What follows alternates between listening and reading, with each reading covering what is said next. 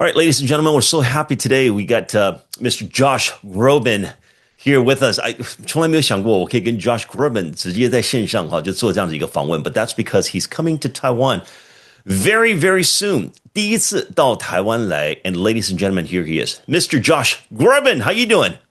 It's so nice to be with you. Thank you so much for Oh having me on. It's an honor. my goodness, this is incredible. I'm speaking to you right now in front of all the audiences here in Taiwan. Now you have quite a Yeah. huge following in Taiwan. This is your first time in Taiwan, is that correct?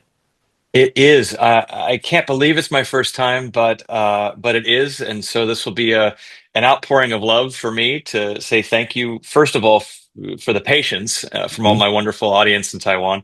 And it's an incredible thing to be able to tour the world, to be able to visit countries and cities that I've only ever dreamt of visiting, and to do it because of music, to bring people together through art, and to see it through that lens is the greatest job I could ever ask for. Wow. But there's a lot of audience here in Taiwan that's followed your career, that's enjoyed your beautiful voice throughout your entire career. I know you've told the story 1,000 times. That maybe it's just a little bit for the Taiwan audience, Sure. especially here in Asia, because Yes. a lot of talents are coming out of these productions, or learning at a very young age of how to master their craft. But you were discovered on stage, right? I was a 16-year-old vocal student. I was studying theater. I was studying, pop songs and traditional, more classical songs. And David Foster, 16-time Grammy Award-winning mega producer, he's discovered some of the most incredible singers on the planet. He needed a singer for an event. And he called a voice teacher that I was working with and said, "Hey, who have you got who's young, who will sing for free?" I sang at that event. And 3 weeks later, I got a surprise call from him saying, "Hey, you were great at that thing. Listen, I'm at the Grammys. I've written a song called The Prayer for Celine Dion and Andrea Bocelli. Andrea Bocelli can't make it to the rehearsal. Would you come and sing it with Celine?" And I was 16. I did not have, as they say, stars in my eyes. I did not know what this opportunity was for me. I did not What? have any. I really didn't. I wanted to do theater. I was very humble. I just didn't think that this was an opportunity that was going to mean anything in my life. Oh, not because I didn't think it was incredible, but because I didn't think I was the right person for the job. I said to him, "Listen, my voice is more of a baritone. Andrea is more of a tenor. I think maybe you have the wrong person for this, but thank you so much." And I hung up the phone. I know, I'm so stupid. So luckily, I wouldn't be sitting here talking to you if it wasn't for the fact that David called me back and he said, "I don't know what you're thinking. I'll see you at 3 o'clock. No, no more questions, No ifs and and buts, yet right? No ifs and no buts. ifs, ands, or buts." And he basically all but pushed me into that rehearsal. And I was able to, he saw something in me that I didn't necessarily sing. I think I absolutely could sing it, and I didn't know that. And so, but he did. And so I went up there and I gave it my all. And there were a lot of people in that audience, and Celine could not have been more wonderful. And it was a day that changed my life. But it was before social media, it was before TikTok. There were no cameras in the air. It still took a long time for the larger audience to know me, but it was an incredible experience for me to learn a lot about the industry and to sing with one of my heroes as basically my first duet ever. Wow. Wow. Yeah, that's just people can make a movie out of that itself. But It'll go in the book. And you're right that now audiences are raised with a camera in their faces. Now right. that young artists now have an ability to kind of be camera ready. They know exactly how to be microphone ready, camera ready. They know all the right filters. That stuff took a little longer for me to learn. How do you see this, affecting the way people perform or the way artists come about nowadays with the social media that's out there?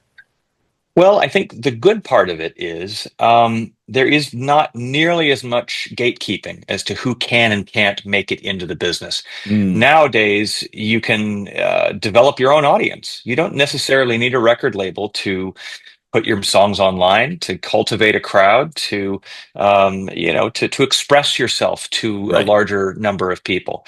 The bad part about it is it can become the Wild West with anonymous bullying and trolls, Mm, and there can be all kinds of ways in which scammers, are there. I mean, God, there are 1,000 me's on there that are trying to tell people, wow. you know, Yeah. to message them. And it can be unhealthy in other ways, but I was very grateful, considering I didn't have the benefit of social media when I first started, that someone like David did come knocking, because the opportunities to meet somebody like David, or to get my voice heard back then, and we're talking, early 2000s, were much more fewer and far between. Mm, mm, mm. And your career has how should I say aged like whiskey. It has just gotten golden. Thanks. You started off at quite a young age, but you've really become this incredible icon in not only Thank you. music, also in acting as well. So your career actually took a turn in that direction. How did that happen?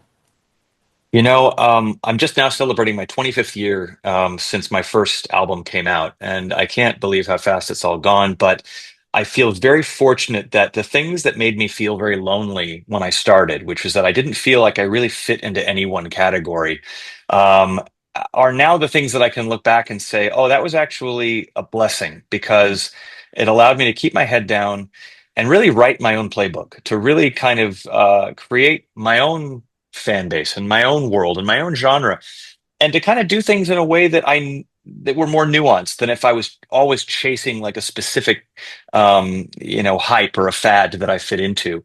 Right. So over the years, I've been able to branch off into a lot of things that also interest me: acting, comedy, theater, to be able to go back and be welcomed again into musical theater after leaving college early, where I was studying musical theater.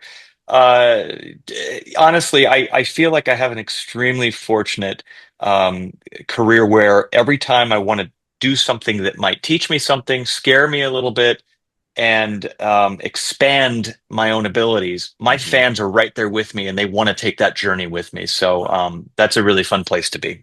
Wow. Uh, so from that moment, during that moment, your mentality. I mean, when David Foster called you, you felt like the slightly not so specific your way of expressing. You might have turned down that the biggest moment in your career, right? But then venturing into these different things, it must take some courage to say, okay, I'm going to try this now. What goes through your mind when something like that? Oh, do you remember the first time you got invited to act or anything? I do. I mean, I'm much braver now. That 16-year-old kid, I think, was, I didn't know the music industry at all. I was, I think, blissfully naive at that point, that I was still kind of on a path that would have been really exciting for me, and it would have been. But I I think I've learned through experience that the more you say yes to the good scary things, there are bad scary things where your gut is telling you maybe don't touch this, and that's a good thing to know. But then Okay. there are things that, there's something pulling you, but the only thing that's keeping you back is doubt in yourself. And those are the things where, the more I've tried to push through those things, though, the other side of those experiences are the ones that have been the most rewarding for me. The acting side of it was one of them. I didn't know if it was something that I'd be able to transition into. I had friends that wrote cameos for me early on Hmm. in comedies and things like that, in a movie like Crazy Stupid Love, and I kind of dove in. I had spent all these years in a recording studio, and all of a sudden I found myself on a set with cameras and an X that I had to stand on, and actors to be across from, um, and there's no training on set. You have to go when they call action. You have to be in it. And so I had to really learn very quickly an entirely new skill. But then once I broke through that, I've enjoyed doing so much screen acting, and stage acting was the same thing. I left musical theater school early, and then the next professional theater thing that I did was Broadway. So I was terrified. I didn't know if I'd be good enough for that, or if I'd be ready. So you jump in, and then you surround yourself with people who you trust to tell you when you're ready, when it's time, the good and the bad of what it is you're doing, and to make sure that you don't fail because they've got your back and they're watching you. So yeah, it's been wonderful to have branched off into those things, but I give so much credit to the team that I have around me, the directors and the people that I've had around me to really help me fly in those scenarios. Wow. Wow. So that's a good trait to work on, huh? To figure out what's a good scary and what's a bad scary in Yeah. different times in your life. And acting just came naturally for you. I mean, you stepped on it. I mean, it wasn't a small project. I mean, you went on. You're Dave.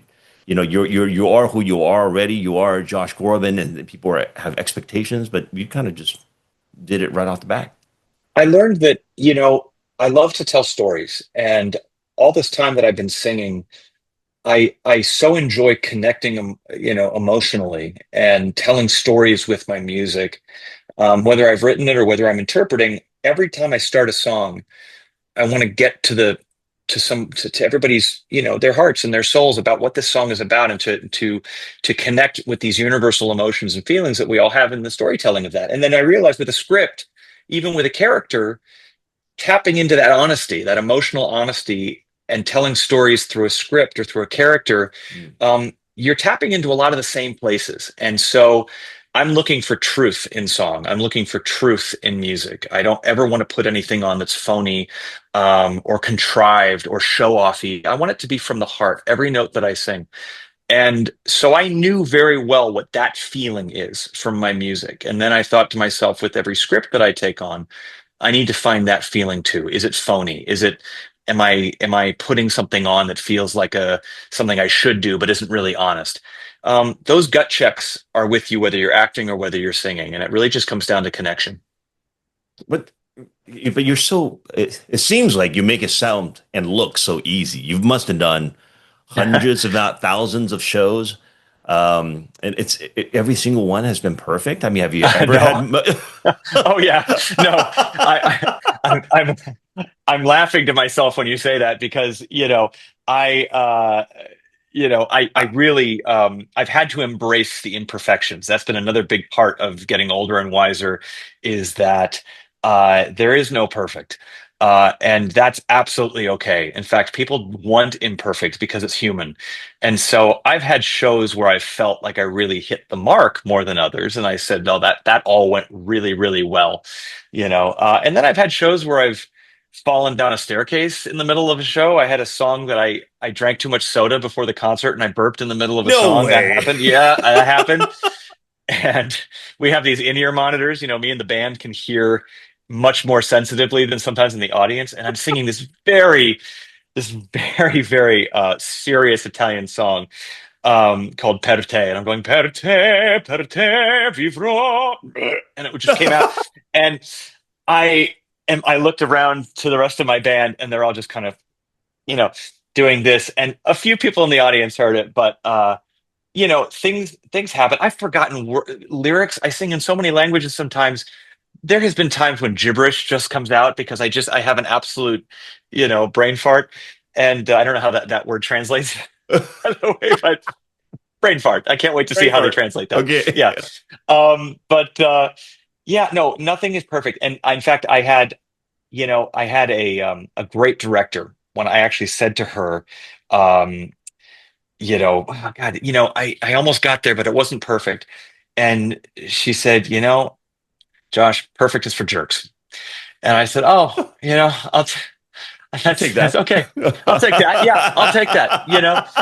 Because it means there's no vulnerability. It means that there's no fringe. There's none of the stuff that actually makes us who we are in it. And I've tried to take that to heart, and I've tried to let go of that self-criticism of trying to be that all the time. And honestly, the ironic thing is, the more you let go of that desire to be perfect, the better you are, because you're not micromanaging the entire time.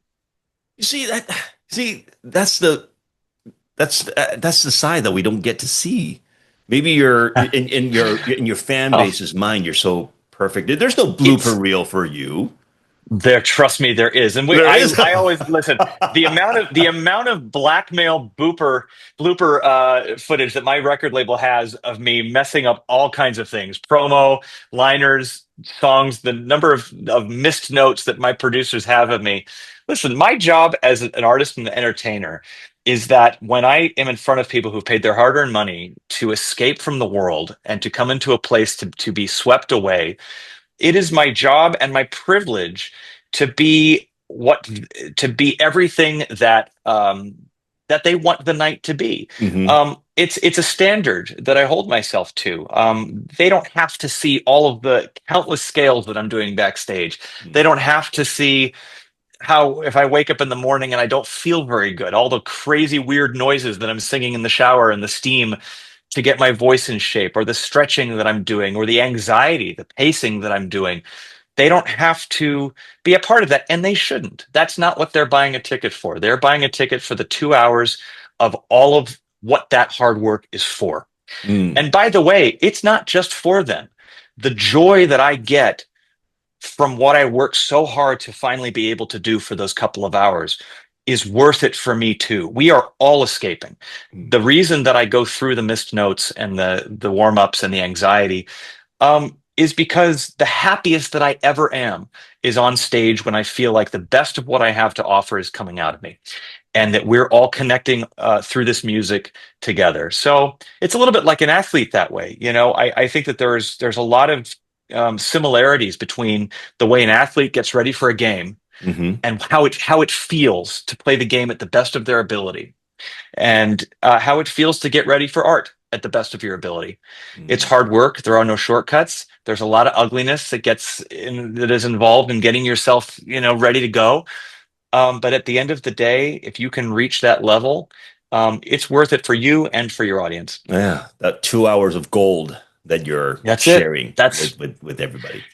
2 hours of beauty. That's what you're Yeah. trying to strive for. And then once you're on stage, you have to let go of what you think is going to happen. My favorite things that happen on tour are the unexpected. I love when somebody, yells out something and it causes a funny joke, and we sing a song that we weren't expecting to sing, or somebody decides to propose to somebody, or I go out in the audience and see who's out there, and somebody winds up blowing me away with their incredible voice. There are all these spontaneous, wonderful things that happen that you can't control, Mm. that make live concerts great as well. And so I try to incorporate all of it. Mm. Wow, that's incredible. Maybe a little bit something about me to share with you, because I was quite excited to speak to you today.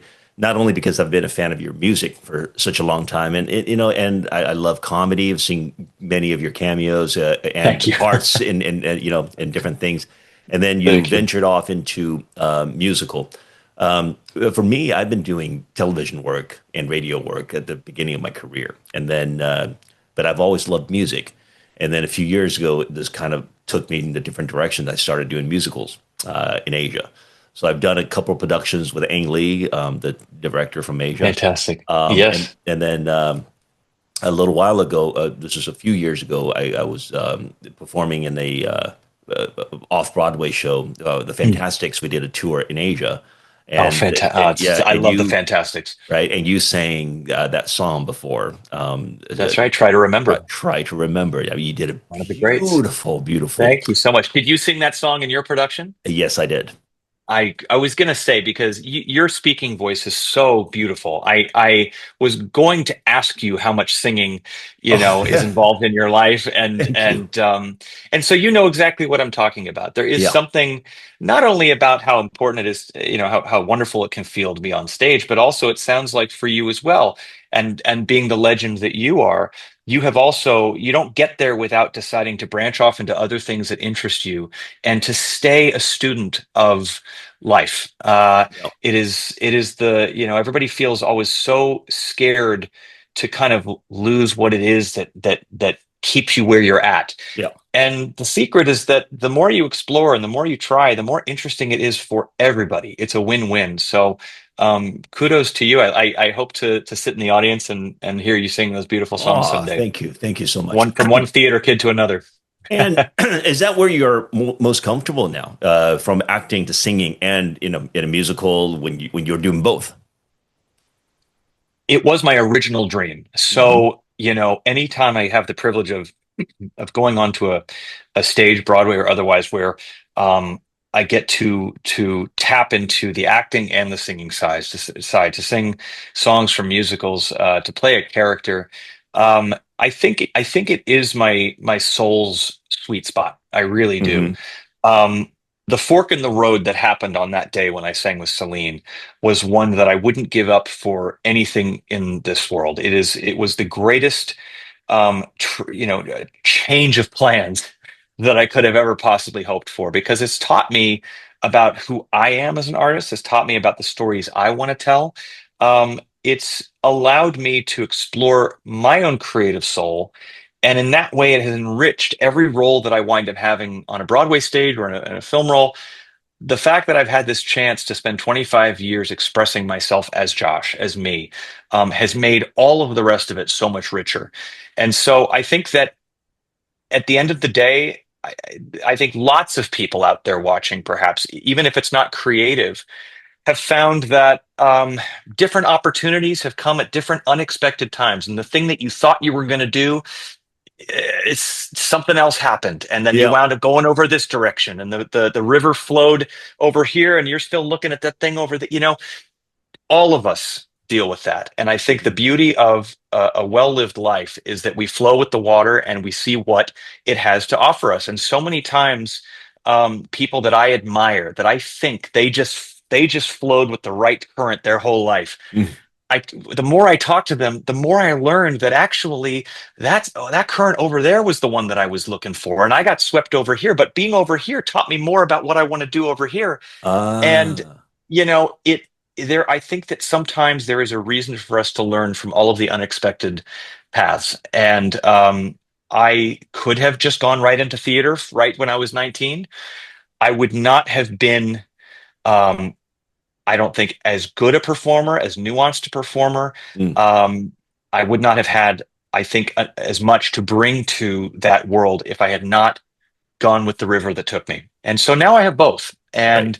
And I think that that's something that I never take for granted. It's a very lucky thing. Mm. Yeah. So I guess sometimes the flow of life, you have your own plan. You think you know what you want, but then life has a plan of its own. So always going to be this tug of war. But if you could read what life has prepared for you, and you could take it with strides, I guess that's the most beautiful part that comes out of it, right? That's Um, exactly right. And more times than not, I think a lot of people that feel like they maybe wasted time on something realize later on that what they learned from that wasted time actually served them, mm, when it came to what their life's purpose was later on in life. And there's right. no wrong time to have a right purpose. And sometimes you realize that all those other things that you were doing that you thought, why did I spend all that time doing that? It will serve you down the road. Sometimes you just can't tell in the moment. So what's the lifestyle of a international super megastar like yourself now? How do you? Because you got to stay in tip top shape all the time. You're performing. You mentioned it a little bit earlier. I feel that way sometimes too. When I'm on tour, it's almost like living as an athlete. You need to be in that position. Yeah. What's your day like? What's your routine, or what do you do? Yeah. Well, you get it very well. It's, in a lot of ways, it's boring until you're on stage. You want to keep the excitement for, when you're out there in front of an audience, and in the rest of it, you're really kind of, doing everything you can to keep your vessel, as healthy as possible. I joke with my band how jealous I am that they get to put their instrument away, and then they can go out and they can party. They can do whatever they want. They can go out and have a few drinks. They could go yell and scream all night, tell jokes, and just have an amazing time. And after a show for me, I'm just going into vocal rest, and I'm drinking tea, and I'm just flooding myself with water, and I'm steaming. And because my letting loose is on stage. And so it does require an enormous amount of discipline and sacrifice. But much like an athlete, it's worth it when you go out there and you feel your best. Are there certain things you do? Is it off stage? Is 4 hours of non-talking, or is there? No, it's so interesting because, and I've had lots and lots of conversations with performance psychologists and people both in athletics and in entertainment. the brain and the voice are so connected that you can be careful, you can be careful, you can be good careful, and then you start to become overly anxious careful, and then your careful turns Huh. into fragile, and then your careful turns into, oh, now if I don't do this then I can't perform, or I have to be so careful, because at the end of the day you need to refill your tank with life, Yeah. and the brain and the voice are so connected that if you don't, it's like, it's the phrase from The Shining, all work and no play will make Josh a very dull boy. I have now learned in 25 years that there is a certain amount of careful that is really good for me. Not overusing my voice, not drinking, not smoking, not doing drugs, not, really making sure that the main thing that I'm thinking about is this performance that I have to do. Mm. And then there's the part of me that says, if I'm in a place like Taipei and I've never been, I am going to go out the front door of my hotel and I am going to explore and I'm going to eat and drink and meet and take in the gift of this experience, because that will make me a better person on stage. Mm. Uh, and so there was a time, I would say the first 5, 10 years of my career, where I was so careful that I didn't do anything except work. And I realized that I was actually getting too wound up on stage. I was stressing out. I was tight. I wasn't feeling good. And the more I decided to do the things that decompress me, that allow me to see the wider lens of what's out there, Mhm. um, it made me better on stage. And so I think that there's a certain amount that sometimes your brain needs. Food, like, I try not to eat, things that I know will be bad for my throat. There are some days, some nights where my body says, Josh, you need a milkshake and you need a hamburger. You need this. I can't tell you why, but you are craving it and you will be okay. And honestly, there are times where I've just said, okay, I guess that's what I need, and I'll eat it and I'll be fine. So, um, you really start to learn just what your own body's capable of. So what's a no-no list? What are some of the things that you try to stay away from? Yeah, anything that will dehydrate me. So Okay. at the end of the day, when you talk about things like smoking or alcohol, really the main thing that makes those things bad for a singer is the dehydration. It dries Mm. up your cords. Right. You obviously want your vocal cords to be like nimble and loose, and you want them to feel like they can do whatever you want them to do. So lots of water. Loud talking, anything that basically tires me out. I want my stamina to be all for the show. Right. So if I'm in a loud restaurant, sometimes I'll be like, "Hey, can we go sit outside?" Because I can tell I'm using up my vocal, Yes. my time limit for what I have to offer. I'm using it up for things that don't matter. Mm. I A lot of people like to get like massages before a show. Mhm. I don't want to do that because they make me so groggy. Mm. So really, like, what I do, it's so boring. I hang in my dressing room, I drink lots of water, I try to have some light, like lean protein to give me some energy, and I will play, this is so embarrassing, I'll just play iPhone games. Mm. I will just dive into a game that I can zone out, get my brain into a jacuzzi. Not I have to not worry about the show. The show is not in a place where I can control it yet. So just try not to think about it. And I'll do something mindless. Video games are a help. Reading a great book is a help. Watching a movie. I try to put myself outside of the venue that I'm in for the time Mm. that I'm backstage, because um, it's not in my control yet. One of the things that I realized made me so nervous was trying to control a show hours before the show started. I Mm. hadn't done it yet. There was no ability to go out there and decide. So why dwell on it? Why think about it? Right. Um, I've learned that the more I try to not think about it before I go out there, the better that I do. And do you feel like when the shows you're repeating a show on a tour, Hmm. or when you do a Broadway, um, do you feel like you want a certain bit of freshness so you can come back to it? Oh Right. So yeah. yeah, you take Um, yourself out. I do like, as an interpreter too of songs, I enjoy when you have a real song that you've loved and you really love every bit about it. I do like sometimes the repetition, you find new things. Hmm. So I always challenge myself to find a new thing in songs that I've sung a lot.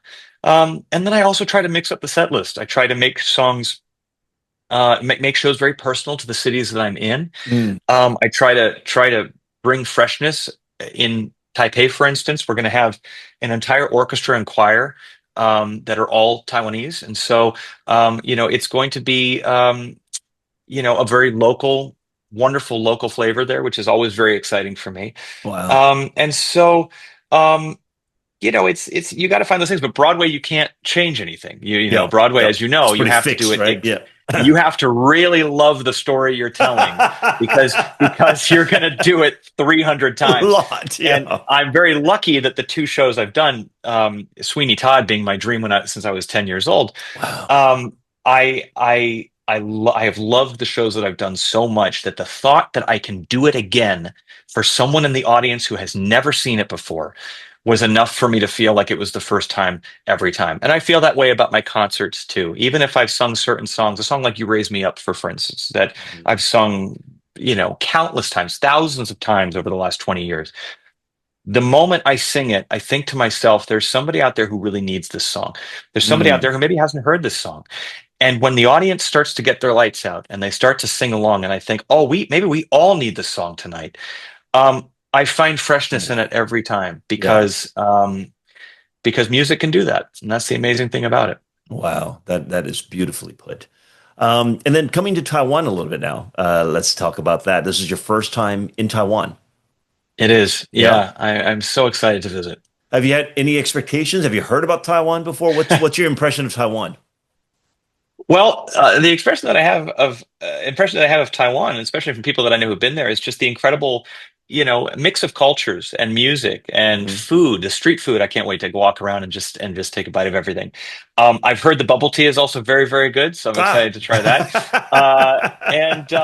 And more than anything, the friendliness and the hospitality. I think that anytime you visit a place that you haven't been, you get nervous because you're introducing yourself in person to people that maybe have known you and you've known about them. But when you're in the same space together, it's your first chance to really say thank you and to really connect. And so, what I have heard from my friends who've had the opportunity to visit Taiwan is that the audiences there um, are are are extremely connected to music. Mm. That sometimes it can be a little shy, but once it's connected, it's a forever connection, and that Mm. appreciation for music runs very, very, very deep. It's not Mm. just yelling and screaming just to hear yourself scream. It is a real connection to songs and what they mean to an audience. And so, as a singer, you can't ask for anything more than that. And I'm so excited to sing for the audience there. Yeah, yeah, yeah. Well, we're Asians out here. Who's shy here? But your friends are absolutely right. Taiwan is kind of like that. It warms up to you, and the connection is deep. And Now, I'm the same way, by the way. I need time to warm up too. I am in an extroverted job, and I am a true introvert at heart. And so for me, when I go out into an audience too, I feel like we're just getting, we're warming up together. And so I don't like to come out right at the beginning with pyrotechnics and jumping out of the stage. And mm, I really like to feel like we're growing together, and creating this life form from song one to song 20 together. That's the way I like to cultivate every single show. And so it sounds like me and the Taiwan audience are going to get along mm. really great. All right, so a little preview or a little background story about the show that Taiwan audience is about to see, your Jams tour. Tell us what's why'd you call it the Jams, not the greatest hits, or where is this coming from? It's a great question because I'm always somebody that looks forward. Have had a very hard time kind of resting and looking back. And I was talking to my manager about my collection of songs over 25 years. And I haven't really been one of those artists who comes out with like hit song after hit song. I'm not a top 40 singer. But what my songs are, they've been gems to my fans. They've been Mm. soundtracks to their lives. They've Oh, been wow. important to them. When somebody comes up to me on the street, it's not because they've seen paparazzi pictures with me, and it's not for my celebrity. They shake my hand and they tell me a story about a song that's meant something to them. Mm. That's the kind of connection that I feel like I've had with my audience. And so rather than call it a greatest hits, my manager said, why don't we call it the Gems? Because these are the songs that we feel have cultivated the most stories in people's lives. They've been there for their celebrations. They've been there to help people get through a hard time. It's been, these songs have been the soundtrack to my life, to other people's lives, and so hits just kind of felt so superficial, and I think that it's meant it's had a deeper meaning to me and to my audience. And so these are songs that we felt really represented those stories. Okay. And are the song lists out already? Or is it Uh, going to be? s- no, so Gems, and then we also have a companion album because once I released Gems, my comments were flooded with fans saying, "Well, what about this song? This, songs that Yeah. I hadn't thought about in years." My fans were really going for the deep cuts. They were really going for the not just B sides. We're talking D, E, F, G sides of my albums. Stuff Wow. that was only released on a very limited edition album that was only out for a month and then went away. So they're They were really asking, digging the jams. They were they like, were they were digging digging. out for, oh yeah, no, thanks for the diamond, but we're looking for the little emeralds down below. And so, we were looking at each other going, do we do a hidden gems? Do we release an album of the songs that are Unexpected the jams. the unexpected gems, yes, the uncut gems. And so we did. We released a companion album called Hidden Gems, which is out now as well.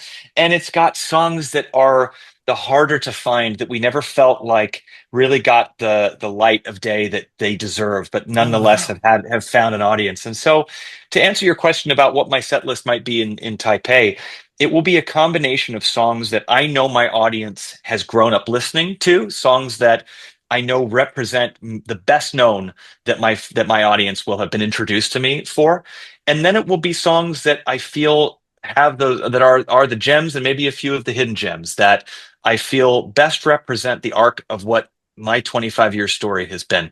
It's my first time, hopefully, of many in Taipei, and I want to give the audience there a representation of everything that they've been patient for. All right. Wow. Can't wait. The dates I have right here, guys, ladies and gentlemen, do not miss this. Mr. Josh Groban will be here on February 11th in the TICC in Taipei. It's a great venue. You're gonna love it. I can't Guys, wait. go out there. I understand the tickets are very limited. We have only we just checked a couple of days ago. There are only few seats left. So guys, please go out there. Don't miss this chance. This is the first time you'll get to see Mr. Josh Groban in Taipei himself. This is going to be incredible. How long will you be in Taipei for? Are you in town for a couple of Um, days? I think I'm there for about 3 days. Yeah, Okay, so so I'm going to have ample time to get around and explore. all right. Well, hopefully we'll have time. Maybe I'll show you around. Take you to some I of would the local I would delicacies. I would love that. I can't wait to see you in person, and you would be the best tour guide there is. I'd And have yeah. to I'd have to make sure that I'll be your bodyguard. How about that? I think that you're. I'll work out a little more. Are you into bubble tea? Are you have you had Taiwanese food? What comes to mind when Taiwan comes out? Oh my gosh. Well, yes, of course that tea is it's delicious. The extra wide straw, got to do it. But no, I mean it's been very lucky that I've grown up, between Los Angeles and New York. Mm, We have such a melting pot of wonderful cuisines right. and cultures. So I have been able to experience some Taiwanese food, but honestly, I'm excited to learn and to try I can always learn about a country and about a city through eating there. And I think that I'm excited to know what I don't know, and I'm excited to go and explore and do that through food and through culture. Excellent. Excellent. We look forward to that. And just to prepare you, excuse me, to prepare you for Taipei, we have a couple of Mandarin phrases. Did you receive Yes. that? Do you speak Uh, do you speak any Mandarin at all? I don't know, but Wow, I we I would found be something easy. We found very something. happy to learn. All right. So, excuse me. Were those sent to me? I can quickly look in my email, or I can look in Yes, my. can you take a look? Let's see here. All right, guys. So we got Mr. Josh Groban. He's gonna polish up his Mandarin before he hits Taipei personally next month. So Yeah. you gotta get some words under your belt so you can survive I, here, I right? I need to have my the very first thing that I say on stage to this audience that's been waiting so long. Okay, so here we go. So well, first of all, just a general greeting. Okay, so this is Yes. hello everybody. I'm Josh Groban. That's the first slide. Perfect. Can you try that out? Yes. All right. Do you want me to do it in English? Hello, everybody. I'm Josh Groban. No, no, no, Yeah, no, I do. not that easy. So we get okay. Okay. We got follow the words. I get we have it down for you. Go ahead and try Okay. and see. Yes. Let's see how you do. Okay. 大家好. Was Huh? that right? Yes, yes, yes. Okay. 我是 Josh Groban. There you go. Hey, Oh, you're a natural. was I close? Was I You're close? natural. Yay, very good. Okay, very So I'll good. say Okay. 大家好, 我是 Josh Groban. Exactly. Oh, go on stage and say that. Go on stage. All Oh, right. people go crazy. All right. And then, okay, keep going. The next line. Okay. Now I have to ask. Uh, okay. 我第一次来 Taiwan. That's pretty good. Was that okay? Yeah. 我第一次我第一次来台湾，我第一次来台湾，来 Taiwan. 来台湾. My first time in Okay. Taiwan. This is beautiful. 我第一次来 That's Taiwan. very beautiful. Okay, thank you. Yes, you did that a lot better than I did. So Yeah. thank you. 我第一次来台湾. You sound gorgeous. You have a very beautiful Mandarin voice too, right? Thank you so much. And then 我很开心来台湾. Can you try that? 我很开心来到 Taipei. Yes, 我很开心来到台北. Oh, Okay. he's good. He's doing his own renditions. Oh, I'm going off the grid. Oh, I'm all going right, off here we the go. grid. Here we go. All right. And then, all right. And then for the diehard fans out here, you have to tell them. I have to say 谢谢, right? Mhm. I have to say 谢谢你们的支持. 谢谢你们的支持. Oh, I got you. That's pretty All good. right. That's actually pretty good. 谢谢你们的支持. Yes, this is like, thank you for your longtime support.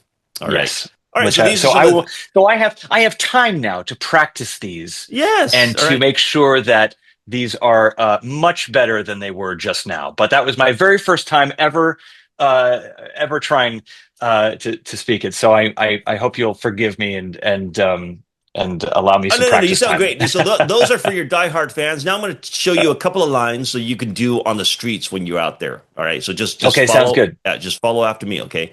Okay, sounds good. All right. Here we go. Follow after me. 珍珠奶茶珍珠奶茶很好喝，很好喝，给我大杯。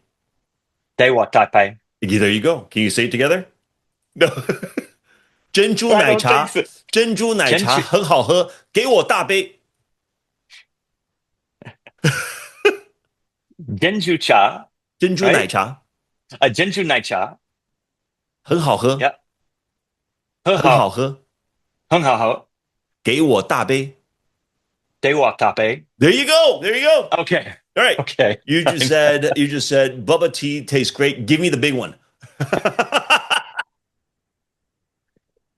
Extra, Okay. extra. Extra. Okay, and then one more for your Taipei survival skills. All right, here we go. All right, sure. Thank you. Okay. Guico. Wiko, Guico. Wiko, Wiko, That's how much. Wiko. You need that anywhere you go. Night market. Anywhere I go. Yes. Yeah. Okay. Guico. You Guico. gotta say that. Guico. What's it? You got to learn how to say that. How much? All right. Yes. And then when something's really nice, you want to compliment somebody. Okay, this is Yes. also a survival tip. Okay, so you Yes. say "sweet ah, Sweetia. sweet." What did I say by accident? All right, it's sweet like sweet. Yeah, sweet. Okay? Sweet la. Sweetla. Sweet la. All right, so when somebody Sweet la. does something, gives you a great stuff, you want to compliment. You go, Dennis, I'm sweating. I'm sweating over here. I'm sweating over here. I feel like I'm accidentally saying some bad words. I feel like I'm You're sounding good. You're sounding Sweet la. so, Sweet all right, la. so yeah, sweet. So if somebody give you something or somebody compliment you something, you go, oh, thank you, sweet la. Sweetla. Sure, Yeah. Okay. That means awesome. Okay, that's something I can say from stage So, too. yes. Somebody hands me a rose, Yes. something like that. Oh, Sweetla. Sweet la. Okay, there you go. Good, All right. great album title, by the way. Sweetla. Yeah, exactly. All right. And then last but not least, you're going to say this a lot in Taiwan whenever Yes. you go out and you say hoja. Hoja. Hoja. Hoja. Yeah, that means it tasted wonderful. Hoja. I Hoja, really hope. I yes. really hope. I really hope I'm saying that a lot. You're so, yeah, yeah. You've nailed it, dude. Thank you so much. You're I very can't. kind. You're a wonderful tutor Oh, and a wonderful human being. And it's been such an honor and a privilege to talk to you. Thank you so much for having me on your program. oh, thank you I for really saying so. appreciate it. I just want to express, the biggest congrats on this amazing tour that's about to Thank hit the you. world.